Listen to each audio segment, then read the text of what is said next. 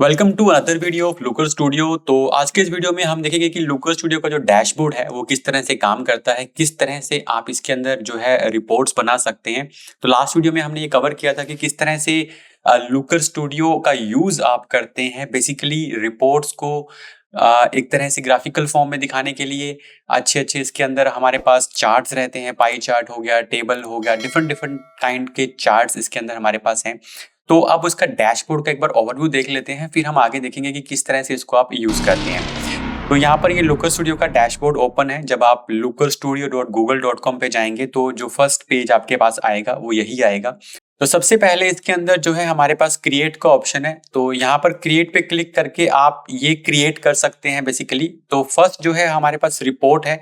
जब आप रिपोर्ट पे क्लिक करेंगे तो एक नई रिपोर्ट जो है आपके पास सामने ओपन हो जाएगी। ठीक है, अब उसके अंदर फिर आप डेटा सोर्स को कनेक्ट कर सकते हैं। तो डेटा सोर्सेज आपके पास अलग अलग तरह के, जैसे कि गूगल एनालिटिक्स हो गया, गूगल सर्च कंसोल हो गया, तो ये गूगल के हैं। इसके अलावा बहुत से और डेटा सोर्सेज भी आप इसमें कनेक्ट कर सकते हैं। इसके अलावा तीसरा जो है वो एक्सप्लोरर है। एक्सप्लोरर भी बेसिकली एक तरह का रिपोर्ट ही है, बस ये थोड़ा सा टेस्टिंग टाइप का है। मतलब इसमें एक्चुअली आपकी जो रिपोर्ट्स हैं वो नहीं बन रही हैं, रिपोर्ट चेंज नहीं हो रही हैं।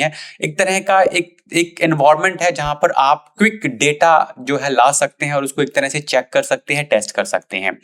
ठीक है, सबसे पहले जैसे क्रिएट पे अगर हम क्लिक करेंगे तो रिपोर्ट वाला जो सेक्शन है वो हमारे पास ओपन हो जाएगा। एक सिंपल जो हमारे पास पेज ओपन हो जाएगा जहां पर आप रिपोर्ट एक्चुअल में बनाने वाले हैं। तो जब भी आप रिपोर्ट पे जाएंगे तो आपके पास यहाँ पर इस तरह से एक इंटरफेस ओपन हो जाएगा।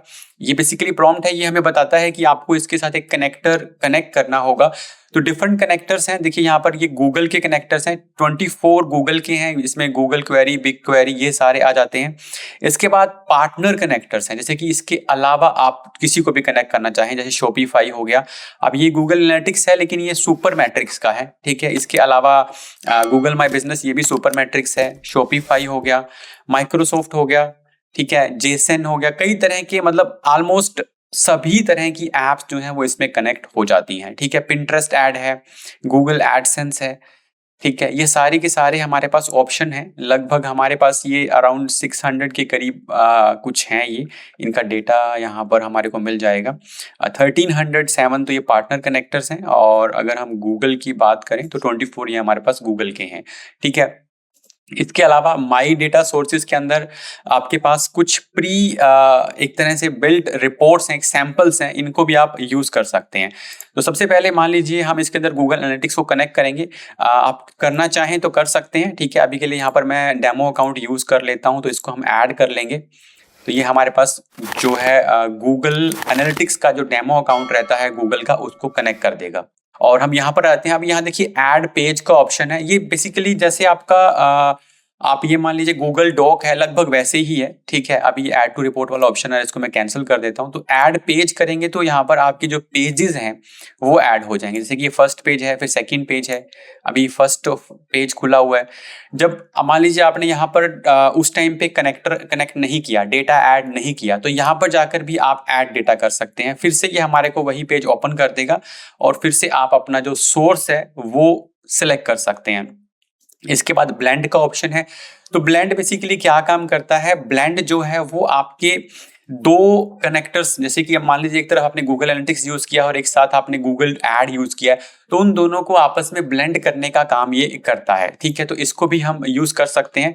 तो फिलहाल मैं इसको ऐड रिपोर्ट कर देता हूं ताकि हमारे पास जो डिफरेंट ऑप्शंस हैं वो आ जाए। फिर से एक बार हम इसको रिपीट कर लेते हैं प्रोसेस को, और मैंने यहाँ पर क्लिक किया, ऐड पे क्लिक किया। थोड़ा सा ये कई बार स्लो लगता है क्योंकि ये काफी थोड़ा सा इसके अंदर चीजें हैं, तो इसीलिए हमेशा ये थोड़ा स्लो रहता है। ओके, तो ये हमारा ऐड हो चुका है। अब ऐड होने से पता कैसे चलेगा कि ऐड हो गया, तो यहाँ पर आपके पास ना ये सारी चीजें आने लग जाएंगी जो आपके एनालिटिक्स के, जैसे ये मर्चेंट शॉप वाला है, तो इसके अंदर जो जो भी ऑप्शंस आपके पास है, जैसे कि अचीवमेंट आईडी, ऐड फॉर्मेट, ये सारे ऑप्शंस आपको यहाँ पे दिखने लग जाएंगे। ठीक है, और ये हमारे पास दो पेजेस हैं। फिलहाल हम एक पेज को यहाँ से जो है डिलीट कर देते हैं, तो हमारे पास यहाँ पर अब एक ही पेज बचा हुआ है। ठीक है, फ्री फॉर्म लेआउट है, रिस्पॉन्सिव लेआउट है। मान लीजिए आपको मोबाइल पे यूज करना है तो आप ये वाला लेआउट चूज कर सकते हैं, अगर आपको डेस्कटॉप पे ही करना है तो आप ये वाला चूज कर सकते हैं। तो ये कुछ ऑप्शंस हैं हमारे पास। यहाँ से आप थीम एंड लेआउट का ऑप्शन यहाँ से आपको मिल जाएगा, इसको आप यहाँ से ओपन कर सकते हैं। फिर से जैसे थीम एंड लेआउट पे जाएंगे तो फिर से आपके सामने ये ओपन हो जाएगा। इसके अलावा देखिए ऐड अ चार्ट, अब इसके अंदर ये डिफरेंट डिफरेंट तरीके के चार्ट हैं, जैसे कि या टेबल हो गया, स्कोर कार्ड हो गया, टाइम सीरीज हो गया, बार्स हो गए, हिस्टोग्राम हो गया, पाई चार्ट हो गए, गूगल के मैप्स हैं, ठीक है, जियो चार्ट है, लाइन चार्ट है, जैसे कि ये एक लाइन चार्ट है सपोज हमारे पास, और इसको मैंने ये यहाँ पे यूज कर लिया, ठीक है। इसके अलावा मान लीजिए मैं कुछ और यहाँ पर चार्ट लेता हूँ, जैसे मान लीजिए हम ये एक गोज विद रेंज ये ले लेते हैं, ये हमारे पास आ गया, ठीक है। इसी तरह से हमारे पास सपोज हम ले लेते हैं ये स्कोर कार्ड, ठीक है। तो अब हमारे पास ये स्कोर कार्ड आ गया। तो इस तरह से जो है ना आपकी रिपोर्ट्स बेसिकली बनती जाती हैं, ये हम आगे देखेंगे, बट यहाँ ऐसे आप डेटा को उठा सकते हैं।